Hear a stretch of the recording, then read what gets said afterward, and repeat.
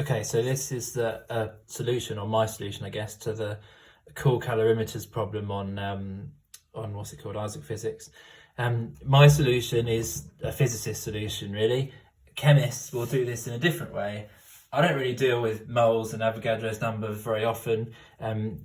You probably haven't before at all. When we do thermal physics, you will.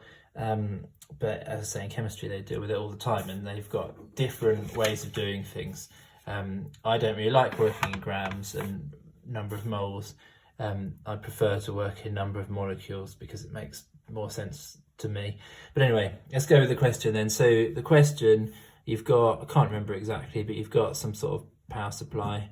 I think actually I've got those batteries the wrong way around, but whatever.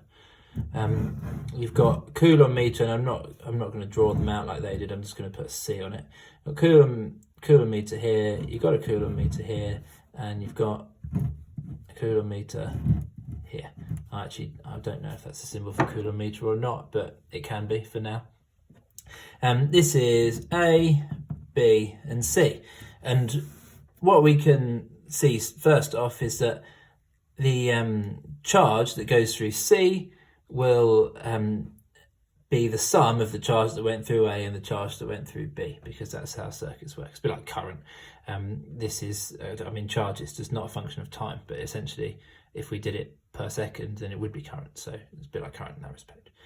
So if we can work out the charge that is collected, the charge that is moved through C, then we can work out, and we can work out the charge moved through A, then we can work out the charge moved through B.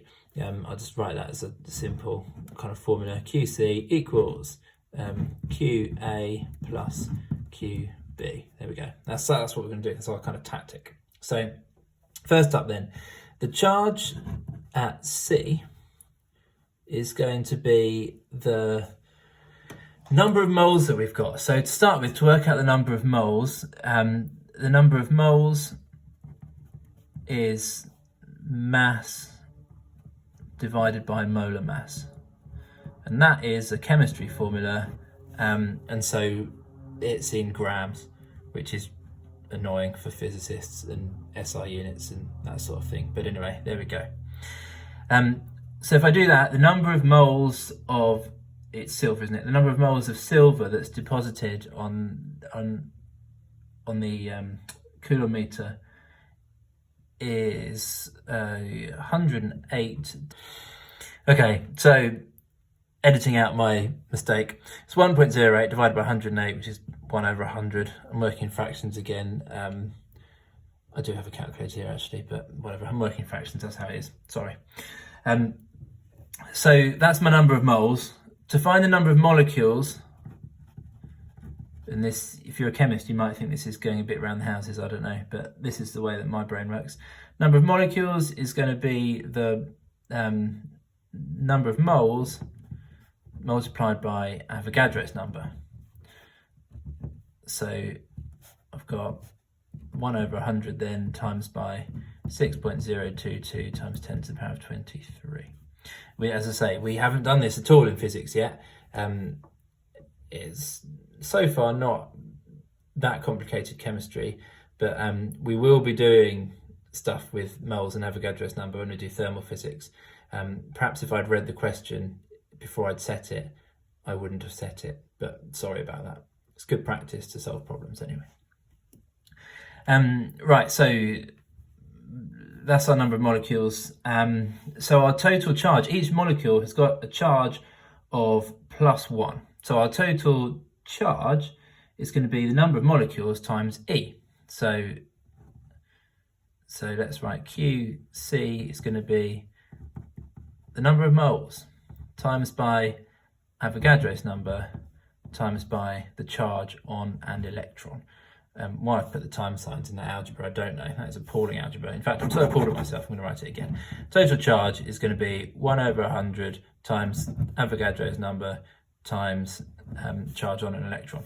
And that gives you 963.52 coulombs. Obviously, hopefully you've got a calculator, you can work that out. So that's QC. The charge A, I'm going to work out in the same way. I'm just going to talk about it less so it won't take as long. We end up with, so the number of moles, it was, what was the mass of it was 0.118, wasn't it? And it was 63.6. So that gives you 1.855 times 10 to the minus 3 moles. That's my number of moles. Turn that into molecules. I'm going to times that by Na. Look, so basically I've got my kind of formula is moles, moles times Avogadro's number times by the charge or the charge anyway. So I've got 1.855 times 10 to the minus 3. I'm going to times that by the Avogadro's number, Avogadro's constant, and then I'm going to times that by 2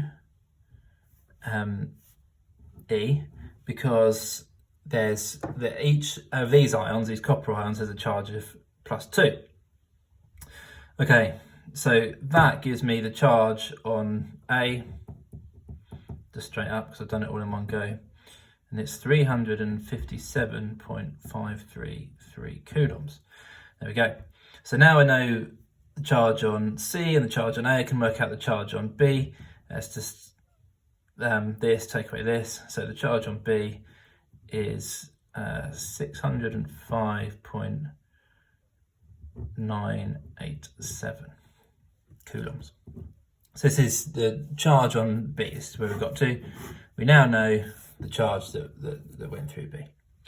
Now we're going to work backwards. So our formula for finding the charge was number of molecules times Avogadro's number times the charge. To start with, I'm going to get this number and I'm going to divide it by 2E to get back, because this is copper again, so it's +2 charge, to get back to the number of molecules times Avogadro's number. So 605.987 divided by 2E, so give us, that gives you that, and this is that now the number of molecules, actually, because this is moles times Avogadro's number is molecules times by the charge. So this is now the number of molecules. Let's label that so we know what it is. I might have a second ago said that it wasn't, but it is the number of molecules for sure. So to find the to find the mass, we're going to then need to find the number of moles. That's the easiest way of doing it, is to find the number of moles. So because we know the molar mass, don't we? So although there are other ways of doing it. So I'm going to take this and I'm going to divide it by Avogadro's number. That will give me the number of moles. And then, and that gives me 3.14465. I don't know why I've taken that to so many significant figures, but anyway, that's the number of moles. And then the last thing we're going to do is what we did at the beginning, actually, and say that the mass is equal to the number of moles times by the molar mass, which is this equation but rearranged. So I've literally just times by molar mass because it's mass that we're trying to find, and we put all these numbers in, we end up with 0.2 grams. But all of the values in the question were given to 3 significant figures, I guess. So you need to give this to 3 significant figures as well in order to get it to say correct. Hopefully that's helped.